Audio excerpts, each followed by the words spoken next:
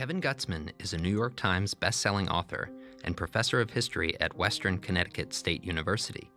3 of his books, Virginia's American Revolution, James Madison and the Making of America, and Thomas Jefferson, Revolutionary, flesh out what Gutzman takes to be a radical, revolutionary time and place in American history.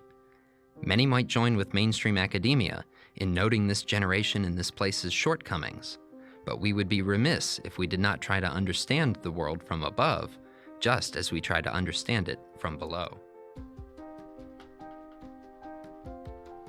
Welcome to Liberty Chronicles, a project of libertarianism.org. I'm Anthony Comegna. We often hear, or at least sometimes now we hear, that there was a revolution of 1800, that it was an important year because here we have the peaceful transfer of power from one party to another, and Jefferson was a significant enough break from the old federal tradition that it qualifies as a revolution of 1800. So let me put it to you. Was there a revolution of 1800? Oh, yes, I certainly think there was. In what way? What was really radical or important about that year or that event? Well, not Washington himself, but people around him, other people high up among the Federalists, were essentially monarchists. That is, both Alexander Hamilton, the Treasury Secretary in Washington's early years as president, and John Adams made clear that they thought eventually the United States would have a monarchy. Hamilton had explained on June 18, 1787, in a day-long speech in the Philadelphia Convention, as the Constitution was being written, what kind of monarchy he would like the United States to have. And at the conclusion of his description of this hypothetical government, he said, well, of course, the American people aren't ready for this now, but they are more congenial to it than they have been before, and I see that they're coming closer to my position all the time. I think Hamilton's program is rightly understood then as having been intended to assimilate American government finance to the British model, and in doing so, also to assimilate the American social structure and the government itself to the British model.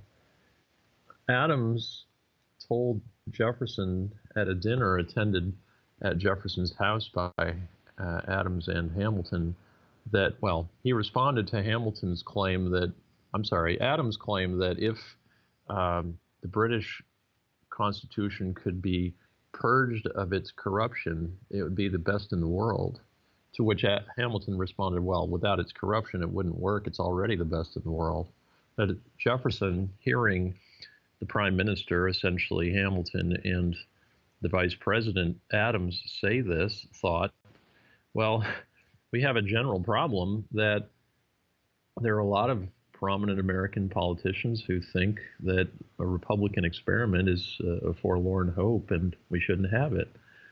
On the other hand, by the time the end of the 1790s came and the Federalists had launched their effort to make outspoken opposition to the administration illegal through the Sedition Act, a lot of people's minds had been changed. And so when in 1800 the Republicans won the elections, it seemed to Jefferson and to others that there had been a change not only in parties, but in the actual principles that were going to underlie the administration from that point on. I tend to agree with that.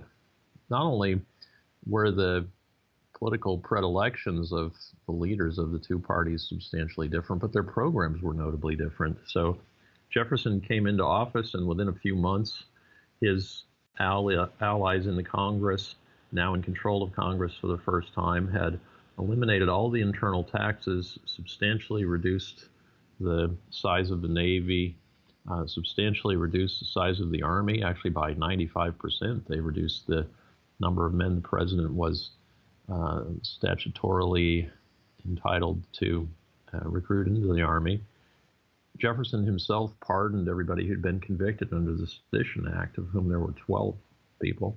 It seems to me that this meant there had been a real change in the government. Jefferson said that it was as real revolution in the principles of the government as that of 76 was in its form.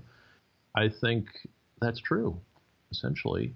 I do believe that there was real difference between the Federalists and the Republicans, and that the right side won in the end, and that immediately on taking office, it began making substantial changes. Was this only a revolution really for those in power, those with political influence? I mean, this is an extremely tiny number of people actually voting for Jefferson or anybody else in the era. It's a very tiny number of essentially privileged white males with property electing other white males with property. The vast majority of the population has little to no official say in the matter. Is it purely a policy change or a change in the minds of those who govern, or was there a palpable sense among the population that the country was changing in dramatic ways?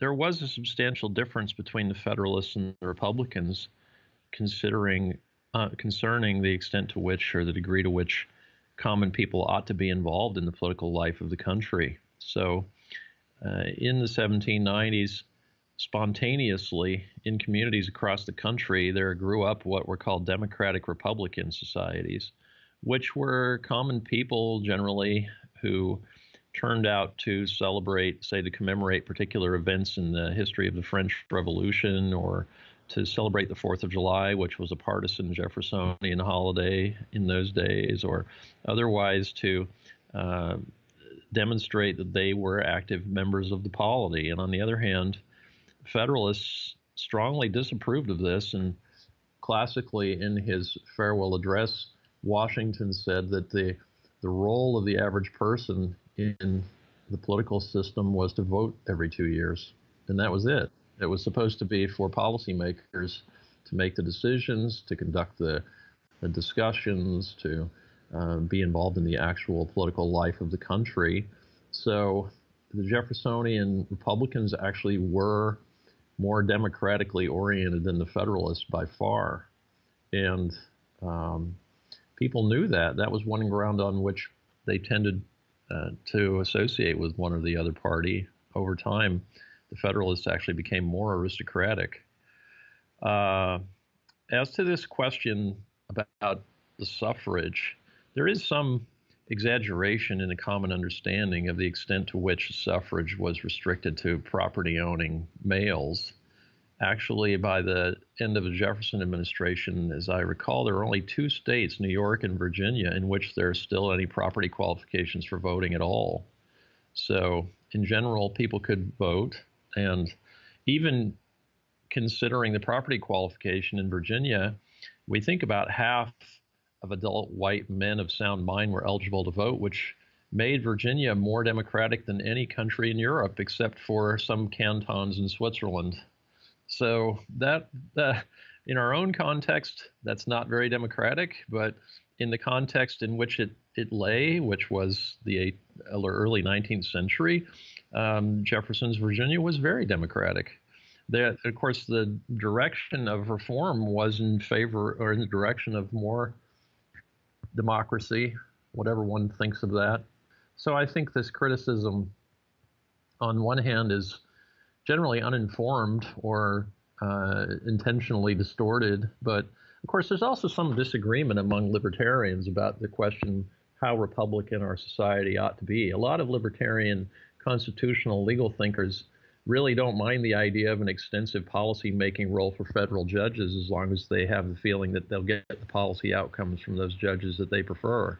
I could name names, but I'm sure you know whom I mean. So this is one way in which I find myself sometimes at variance with the main line of libertarian thinkers these days.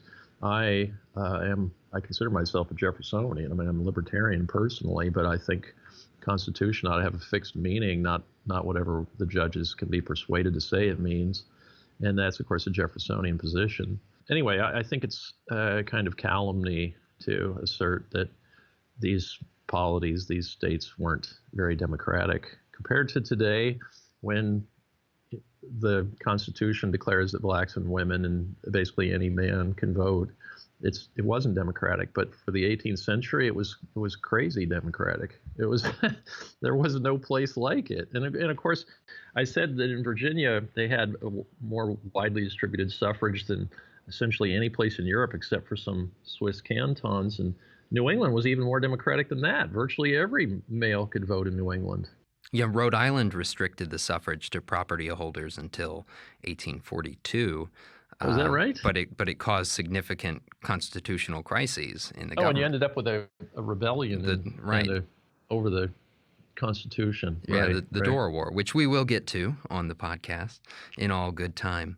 Now let's dig into that Jeffersonianism that you said most libertarians share something with. I think that's certainly true. It's hard to deny that at the very least our intellectual history leads back pretty strongly to the Jeffersonians. So I want to sort of dig into that and maybe if we could get a bit of a scorecard for the Jefferson administration, especially considering that just a few years after he leaves office, conflicts started during his term have brewed into a war between two of the premier powers in the Atlantic. So let's talk about what were some of the successes for what we might call a libertarian radicalism under Jefferson, and what were some of the most serious problematic or anti-libertarian policies that he advanced? Jefferson's platform included a serious retrenchment of federal spending and taxing, and as I said before, within a few months of his becoming president, the Congress had repealed essentially all of the federal taxes except for the tariff. So there no longer was going to be a carriage tax or a whiskey tax or any internal tax at all. In fact, if you encountered the federal government in the early part of the 19th century, likely you had met somebody who was associated with the local postmaster. But if you weren't dealing with him, and most people wouldn't have been, then you were unlikely to encounter federal officials at all. This was Jefferson's and his party's doing, and that was essentially his platform. He laid out this program in his first inaugural address. Another way that they were successful is that they decided to retrench the military. So in the quasi-war years of the Adams administration, Congress had authorized the president to recruit as many as 50,000 soldiers into the army, which would be about twice as many as Washington ever had during the Revolution. And they substantially increased taxes to pay for purchasing numerous warships, not the top of the line types that Britain had 400 of, but the next class down. And when Jefferson came into office, they essentially put those in dry dock and decided to do without them. The difference between the Adams administration and Jefferson administration in this regard was essentially we're not going to have a big military and we're not going to need the taxes to pay for it. Jefferson also immediately pardoned everybody who'd been convicted under the Sedition Act, which were all 12 people who had been tried under the Sedition Act. That included a congressman from Vermont, the publisher of the chief Republican paper in the country, the Philadelphia Aurora, and other prominent Republicans. This was obviously a substantial change. The Jefferson's foreign and domestic policies were notably different from those of his opponents. He said in his inaugural address that there might have been the question whether there'd be reprisals against the Federalists once the Republicans took office, as of course there had been numerous instances of party change followed by mass murder in France. And Jefferson said in his first inaugural address essentially that there would be no such thing. In fact, that those people who had been wrong in the past could be left as monuments to the safety with which error could be tolerated where reason was left free to combat it. And in other words, if you saw Al Hamilton walking down the street, just point at him and laugh. You know, we didn't need a guillotine. We just had voted him out, and that was the end of it. Jefferson thought, actually, that since Americans had come to their senses, there wouldn't be any more party disputation.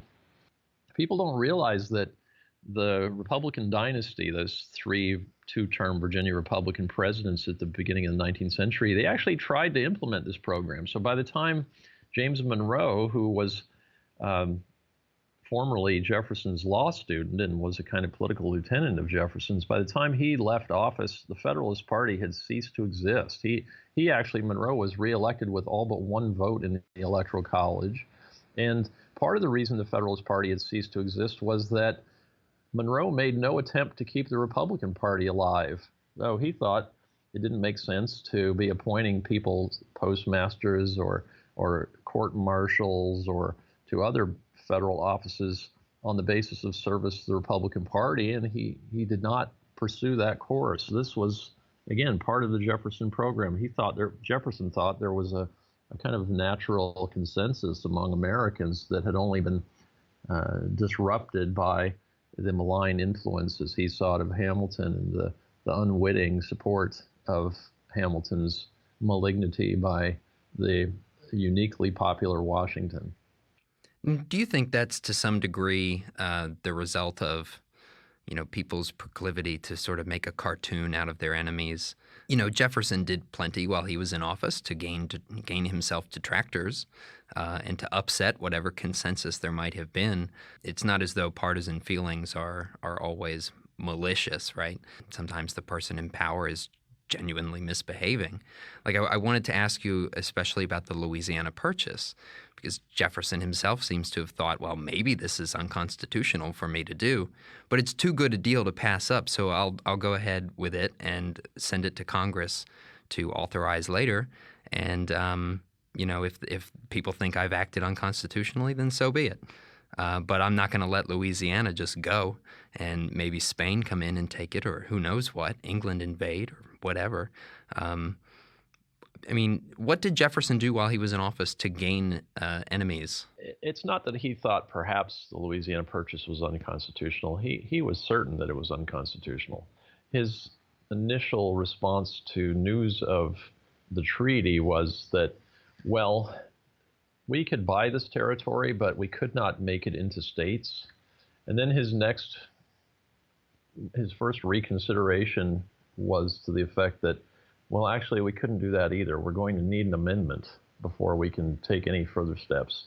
So he asked Madison to draft him an amendment, and Madison did so. And along with that, Madison conveyed to him his opinion that, well, of course, you can't try to amend the Constitution to empower the federal government to do this, because for all we know, the next ship from France is going to contain word that Napoleon has changed his mind. So we need to hurry and strike in this regard. And Madison actually believed that it was obviously constitutional, that when the Constitution said in Article 2 that the president could enter into treaties with the advice and consent of the Senate, since the Constitution did not say what kind of treaties the president could enter into with the advice and consent of the Senate, the only reasonable reading was any common kind of treaties.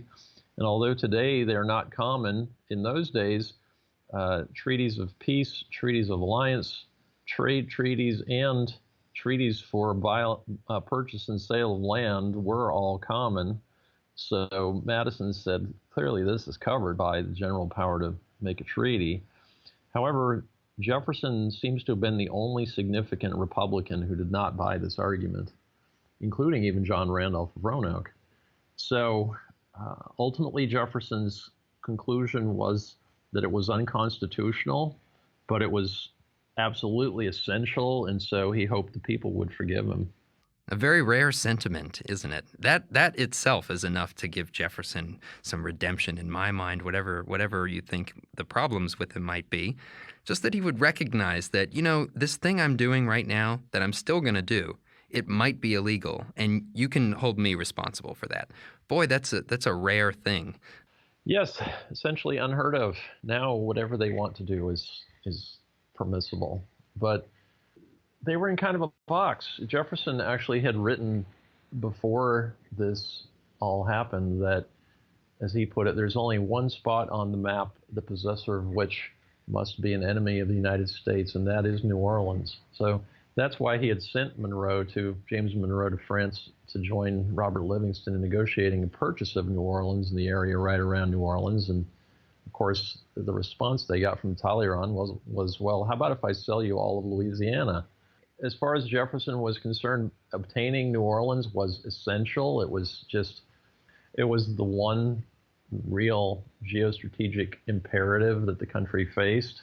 He did think it was unconstitutional. He never changed his mind about that. People commonly say, well, he changed his mind when he got into office. He bought Louisiana. Actually, no, he didn't change his mind. He just decided that he had to do it anyway. And he said, I hope the people will forgive me, which apparently they did. Now, lots of people never forgave him for the Embargo Act. Plenty of people threatened his life over it.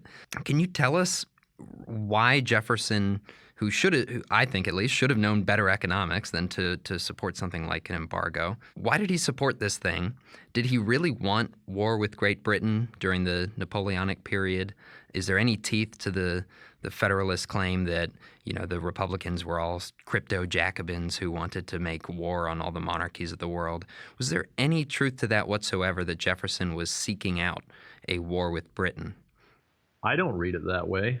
I think that as early as the early 1780s, James Madison had the idea that the United States could coerce European powers with its economic might. At one point, he said that European countries would be dependent on American foodstuffs as long as Europeans were in the custom of eating. So Madison thought that that economic embargo could be a substitute for military strength. And Jefferson, as was his greatest weakness, was persuaded by Madison. There are other instances where the same thing happened. In 1807, in response to war fever up and down the East Coast over what is called the Chesapeake Leopard incident, where a British warship attacked an American military vessel at Hampton Roads, just coming out of Chesapeake Bay, within sight of numerous civilians watching this from on shore. Jefferson heard from people from Georgia to New Hampshire saying it's time to declare war on the British, and he thought the embargo was an alternative. So on one hand, this was a way to avoid war, avoid admitting the Federalists had been right, avoid raising taxes and building up the military, maybe even adopting a Sedition Act. On the other hand, it was a kind of Enlightenment attempt to create a new world in which you wouldn't have military powers contending with each other violently, but instead people would trade, and if they ceased trading, maybe they'd have to negotiate their disagreements. So I think it's obviously the idea that this could be successful in the context of a world war between France and Britain, in which one or the other of them was supposed to buckle in response to being deprived of Georgian rice or Virginia tobacco or Massachusetts fish. The idea that this was going to be successful seems just ridiculous. But Jefferson thought that the Enlightenment had disclosed various truths that people hadn't apprehended before, and one was that economics could be used in place of warcraft. So if one criticizes him for having this Pollyanna idea, what about his various other Pollyanna ideas that we still appreciate? I think this is just typical Jeffersonian behavior. It strikes me as fanciful to the point of foolishness, but consistent with a lot of his other initiatives that we find more appealing. Now, the war that followed the embargo is called Mr. Madison's War, at least by its opponents, which were sizable in number. This is one of the least popular wars in American history. Probably not a coincidence that people were talking about a draft that was terribly disruptive to trade. Why exactly did the War of 1812 start? And was it really about principle of, Britain seizing American ships and interfering with our sovereignty? Or was it about conquest and trying to scoop up those Canadian colonies into the American Republic and blacken, Britain's eye? Well, that depends whether you ask an American or a Canadian. In general, there's a consensus among American historians that what Madison wanted to do was to grab Canada and then use it as a bargaining chip in order to wring from the British an end to impressments and free access for American ships to both Britain and British colonial ports in the Caribbean. On the other hand, Canadians think that America wanted to conquer Canada. So they commonly depict the War of 1812 as this great Canadian victory, even though Canada didn't exist yet as a separate country. This British victory over the United States is a great Canadian identity point for Canadians. My own feeling is that Madison did want it as a negotiating chip. I don't think people generally thought of Canada as being that valuable a possession. Remember, in 1763, at the end of the Seven Years' War, Britain had taken from France India, Martinique, Guadeloupe, and Canada. And then at the end of the war, they told the French, well, if you want, you could have two of these possessions back. And France said, okay, we'll take Guadeloupe and Martinique. So we're prone today to think of a map with enormous Canada on it and think, well, that must have been very attractive. But people didn't really think of it as being that wonderful a possession. And on the other hand, free trade, that was the kind of reigning shibboleth for Madison. He thought that was the ne plus ultra. You know, that you take that if you could get it. And really what had spurred the embargo, as I said before, was the policy of impressment. The Chesapeake Leopard incident was about impressment, and if only the Republicans could find some way to make the British stop impressing American sailors, then independence would be vindicated. We, of course, we saw a treaty that ended the Revolution in 1783 with King George III's recognition of all the states. He listed them from north to south. But really, the British hadn't quite accepted the idea that America was an independent country. So, for example, if you were a British sailor and you immigrated to the United States and became an American citizen, the British did not recognize that. They didn't recognize that you could be a former Briton and now an American. And so the nub of the War of 1812 was Americans wanted access to British ports. They wanted British respect. They wanted an end of impressment. These three things were all tightly linked. And for a lot of people, the war took on almost apocalyptic tones. You know, here we're this ragtag new country fighting the world's premier power, who sort of wants to re-enslave us, you know, put us back into the empire.